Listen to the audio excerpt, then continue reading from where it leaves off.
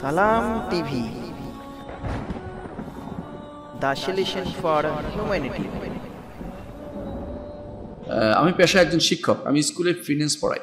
এখানে ছাত্রদেরকে একটা অধ্যায় সুদ কষা অঙ্ক শিখাতে হয়। তাহলে আমার গুনাহ হবে কি?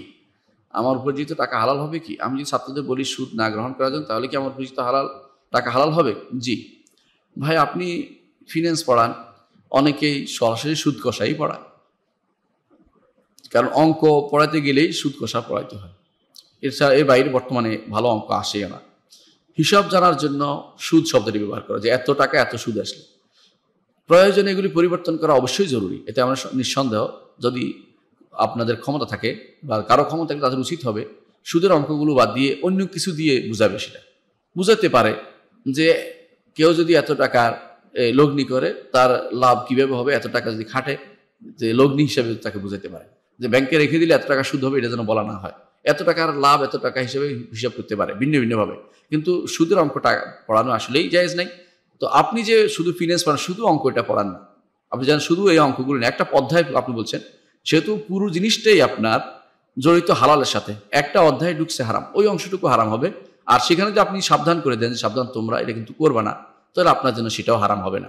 সেটা হারাম হবে না, কারণ আপনি তাদেরকে সাবধান করে দিচ্ছেন।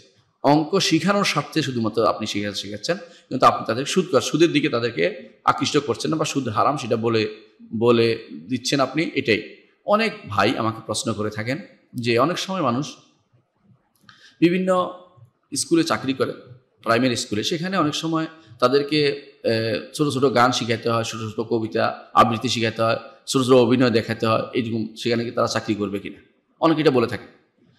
প্রথমত আপনার চাকরিটা বৈধ, কারণ বাচ্চাদের পড়ানো জায়েজ, এটা আপনার বৈধ কাজ, পড়ানো। এখন আপনি অন্য সব কিছু পড়াচ্ছেন, এর সাথে আপনার এগুলো যে বাধ্যবাধকতা দিয়ে দেওয়া হয়েছে, তারা গুণাগার হবে যারা বাধ্য করছে আপনাকে। আপনার দায়িত্ব হবে, যদি কোনোদিন করাতেই হয়, ইসলামিক পদ্ধতি যদি কোনো ভালো সুযোগ থাকে সেটা করাবেন। যদি সুযোগ নাও থাকে, আপনি তাকে সাবধান করে দেবেন যে এটা কিন্তু কখনো করবো না, এর মধ্যে এই গুণাগুলি আছে, এই মিথ্যাচার আছে। কারণ ও যে বাপ হয়েছে, ও যে মেয়ে হয়েছে, এটা মিথ্যা কথা। ও বাপও না, ও মেয়েও না, ও সাধারণ একজন, ও যে স্ত্রী হয়েছে এটাও ঠিক না, ও তো সাধারণত মেয়ে, এখনো বিয়ে হয়নি। তো স্ত্রী হলো কি করে? এই মিথ্যাচার করা তো জায়েজ নাই, এবং এটা একটা ভাড়া, এই ছবি দেখানো জায়েজ নাই, এগুলো তাকে বুঝাতে হবে। তাদেরকে এটা আপনি বাধ্য হলে সেটা করবেন, সাথে সাথে তাদেরকে সাবধান করে দিবেন, এবং তাদের মধ্যে দ্বীনের সঠিক ধারণা দিয়ে দিবেন যে এই বিষয়ে শরীয়ত কি বলে। সুতরাং আপনি এই বিষয়ে আমরা এটাই বলবো, যতক্ষণ পর্যন্ত আপনার মূল কাজটি জায়েজ হবে, সেখানে শাখা প্রশাখা হিসেবে যা ঢুকবে সেটা হারাম ঢুকবে, সেটা থেকে বাঁচার চেষ্টা করবেন। যদি না পারেন সাবধান করবেন, তারপরে যে সাবধান করতেও না পারেন, আল্লাহ তাআলা দেখছেন আপনি অপারগ। আল্লাহ তাআলা লা ইউকাল্লিফুল্লাহু নাফসান ইল্লা উসআহা, আল্লাহ কাউকে সাধ্যের বাইরে কষ্ট দেন না।